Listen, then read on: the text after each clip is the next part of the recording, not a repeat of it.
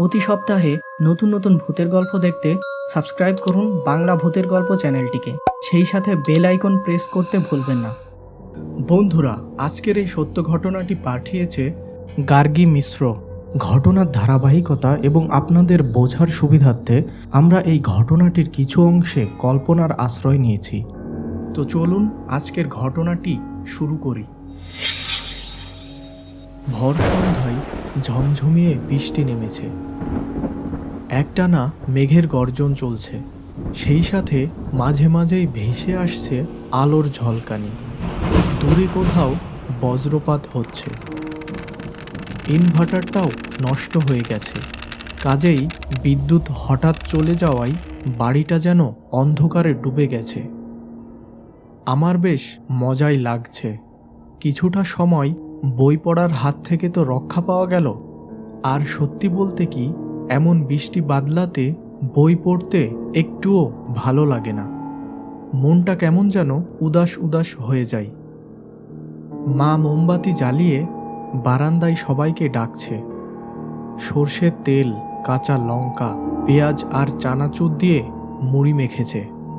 সবাই মিলে মুড়ি খেতে খেতে আমি বাবাকে জোরাজোরি করতে লাগলাম একটা গা ছমছমে বাস্তব ঘটনা বলার জন্য। বাবা তখন তার জীবনে ঘটে যাওয়া এক অদ্ভুত ঘটনার কথা বলতে শুরু করল। সে অনেক আগের কথা। তখন আমি সবে ক্লাস 8-এ পড়ি। ভীষণ অভাবের মধ্য দিয়ে আমাদের দিন কাটছিল। মা বাবার মধ্যে অশান্তি লেগেই থাকত। পাশের বাড়ি সমবয়সী মিঠুর সাথে আমি প্রায়ই বিলে যেতাম মাছ ধরতে। তাতে যেমন মাছ খাওয়া হতো, তেমনি বাজারে বিক্রি করে দুটো পয়সাও হাতে আসতো। তো সেদিনও রাতে মাছ ধরতে যাব। কথা ছিল মিঠু এসে আমাকে ডেকে নিয়ে যাবে ভোর 3টের দিকে। দিনের বেলায় আমরা বড়শি, কেঁচো সব জোগাড় করে রাখলাম। ওই দিন রাতের বেলা ঘুমিয়ে আছি। হঠাৎ করে ঘুম ভেঙে গেল। বাড়িতে কোনো ঘড়িও নেই যে সময় কত হয়েছে তা জানতে পারবো। অনেক দূর থেকে যেন মোরগের ডাক ভেসে আসছে। আমি ভাবলাম ভোর হয়ে গেছে। মাছ ধরার সকল সরঞ্জাম নিয়ে তাড়াতাড়ি বেরিয়ে পড়লাম মিঠুদের বাড়ির উদ্দেশ্যে। মিঠুদের বাড়িতে গিয়ে অনেক ডাকাডাকি করেও মিঠু, এই মিঠু, কোনো সাড়া পেলাম না। ভাবলাম ভোর হয়ে এসেছে দেখে মিঠু তাড়াহুড়োই আমাকে ডাকতে ভুলে গেছে হয়তো। মিঠুর উপর খুব রাগ হলো। একাই হাঁটা শুরু করলাম বিলের দিকে। তখন শ্রাবণ মাসের প্রায় শেষের দিক। নিকষ কালো মেঘের ফাঁকে উকি দেওয়া দ্বাদশীর ভাঙা চাঁদের আলোয় চারিদিক ঝকমক করছে। কাজেই রাত না ভোর তা বোঝার কোনো উপায় নেই। আশপাশ থেকে ঝিঝি পোকার ডাক ছাড়া আর কোনো প্রকার শব্দই শোনা যাচ্ছে না। বিলে পৌঁছানোর পর আমাদের পূর্ব নির্ধারিত জায়গায় মিঠুকে দেখতে না পেয়ে খানিকটা অবাক হলাম। তারপরেই মনে হলো সে হয়তো আশেপাশে অন্য কোথাও বড়শি পেতেছে। বার দুয়েক মিঠু মিঠু করে চিৎকার করলাম, মিঠু, এই মিঠু, কিন্তু কোনো উত্তর পেলাম না। আমার কথাই ফাঁকা বিলের জলে প্রতিধ্বনি হতে লাগলো।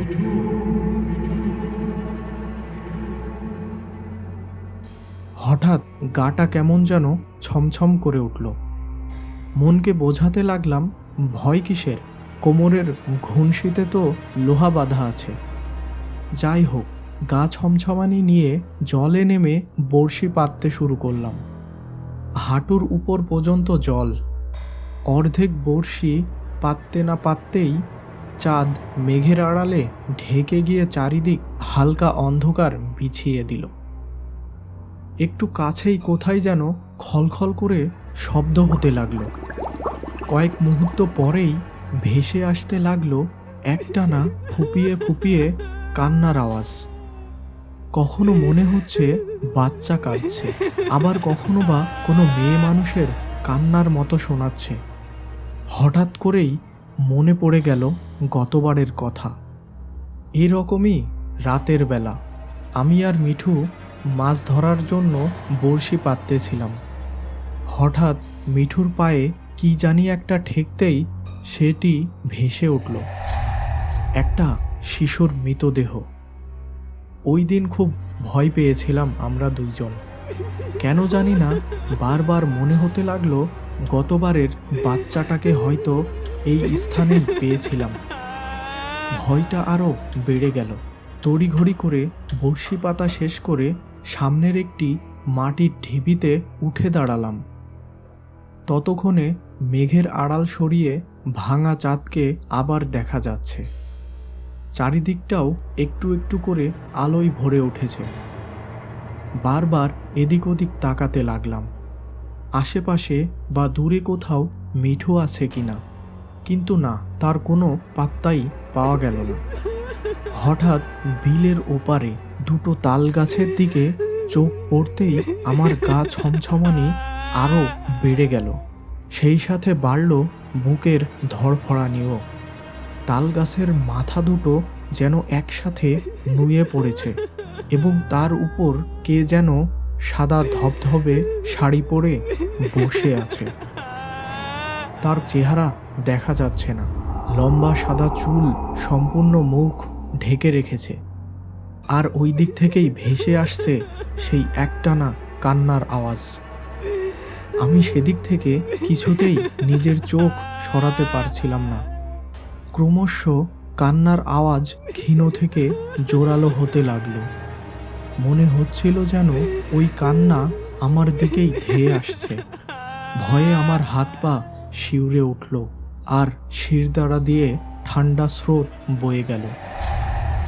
আমার গলা শুকিয়ে কাঠ, চিৎকার করব সে ক্ষমতাও নেই আর তাছাড়া চিৎকার করলে শুনবেই বা কে? আমার বুকের ধড়ফড়ানির আওয়াজও আমি স্পষ্ট শুনতে পাচ্ছিলাম। বারবার মনে হচ্ছিল যেন পিছন দিক থেকে কেউ এসে আমার গলা টিপে ধরতে চাইছে। মনে মনে রাম নাম জপে ভয়ার্ত স্বরে মিঠু বলে চেঁচিয়ে উঠলাম, মিঠু! দূর থেকে মিঠুর সাড়া পাওয়া গেল।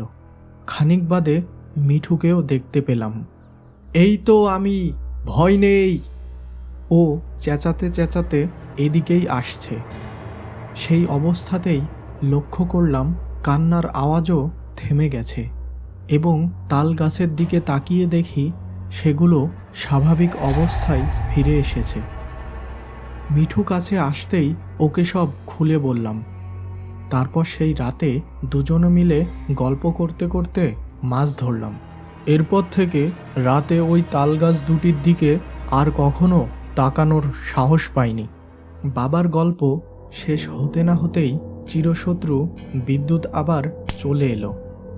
কখন যেন মা ঘরে চলে গিয়েছে এবং সেখান থেকে বলছে, যা পড়তে বস, অনেক গল্প শুনেছিস, এবার একটু মন প্রাণ দিয়ে বইটা পড়তো দেখি। অগত্যা পড়তে বসলাম।